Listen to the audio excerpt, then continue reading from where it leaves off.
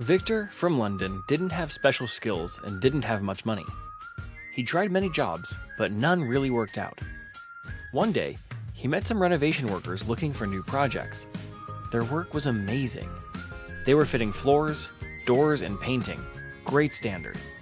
They were free for a few days, and Victor got them in contact with one of his friends. Victor did not do it for the money, but the job worked so fine. The friend was happy with her renovated flat. These workers insisted on leaving Victor a serious commission. Since then, Victor has kept doing it professionally. Victor has become the sole owner of a home renovation business.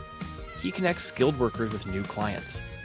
He manages these jobs without doing physical work himself.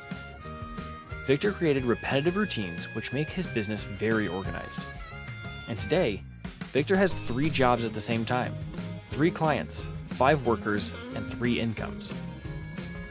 With Victor's routines, he has a detailed plan for every day. His work became easy and efficient.